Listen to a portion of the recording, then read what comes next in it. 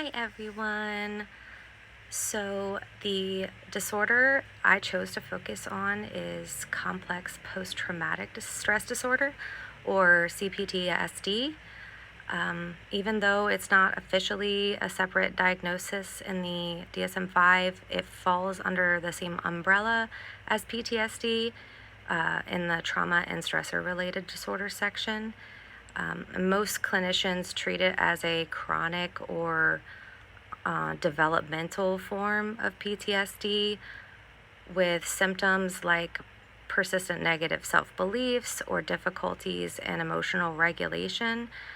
However, the ICD 11 officially distinguishes it as its own condition, characterized by three added symptom clusters, which include affect dysregulation, negative self concept, and relational disturbances. CPTSD often develops from long term, repeated, or relational trauma, experiences that shape a person's nervous system to stay in survival mode even after the danger has passed. People with complex trauma are often very self aware. They can name their patterns and triggers, but that understanding doesn't always translate into relief or embodiment. There are several approaches to treating CPTSD, ranging from well established evidence based models to more creative and integrative ones. Trauma focused cognitive behavioral therapies and EMDR remain the most researched and recommended first line treatments. Studies show they significantly reduce PTSD symptoms like depression and functional impairment in both adults and youth with complex trauma. Many clinicians also integrate somatic therapies like somatic experiencing or sensory motor psychotherapy, which focus on helping clients regulate the body's stress response and rebuild a sense of internal safety. These are often part of what's called phase-based trauma treatment, where stabilization and body awareness comes before trauma processing. And then there's something that's close to my heart personally, art therapy and other creative arts therapies. There's growing empirical support showing that art-based approaches help people with processing trauma in ways that words can't. Meta-analyses have found significant decreases in PTSD symptoms after creative arts therapy, and researchers note that these nonverbal methods allow clients to symbolically express and integrate experiences that were stored in the body rather than narrative memory. As someone training to be an art therapist, I don't see these modalities as alternative. I see them as essential because trauma often lives beyond language. They provide the sensory and symbolic language that words often can't reach, and they align deeply with the embodied nature of trauma recovery. After looking at all these different models, the approach that really stood out to me was internal family systems therapy, or IFS. IFS was developed by Richard Schwartz, and it's based on the idea that our mind is composed of these different parts,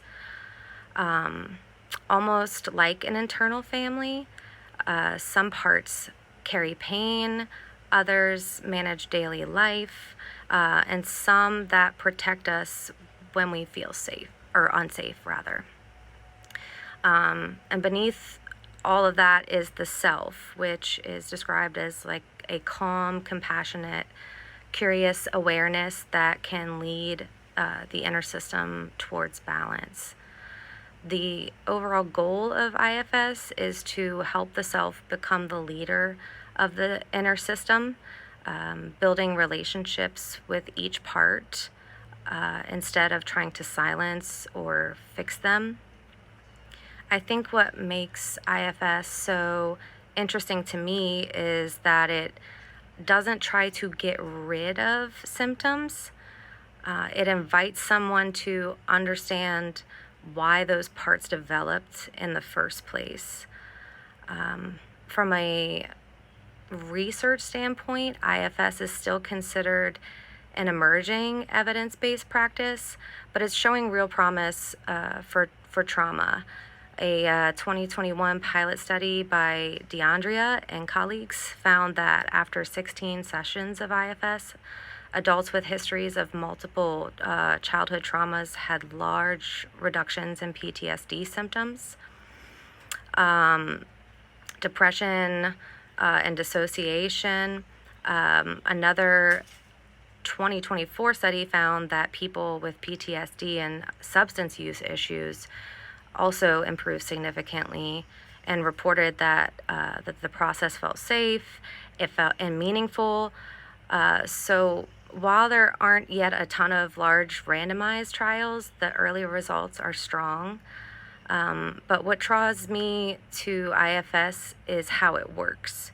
Rather than focusing only on insight or exposure, it emphasizes relationships. IFS doesn't try to fix or silence symptoms, it listens to them. It assumes that every part developed for a reason, often to protect us from something unbearable. When those parts finally feel seen and trusted, they don't have to take over anymore. For someone with trauma, I feel like that's pretty huge. Instead of reenacting the same protective strategies, people pleasing, shutting down, overanalyzing, the person can begin to lead from self, and the nervous system begins to regulate naturally. Essentially, it moves insight from the head into the body. In art therapy practice, I imagine how the process of identifying and dialoguing with inner parts could translate beautifully into image making. A client could draw or sculpt their parts, each one with its own color, shape, or texture. Working with materials offers a kind of tangible bridge between the inner world and outer expression. So for me, internal family systems feels like an approach that honors how complex trauma actually feels on the inside. It's evidence informed, but also deeply intuitive. It honors the fact that healing isn't linear and that self awareness alone doesn't always create change, relationship does.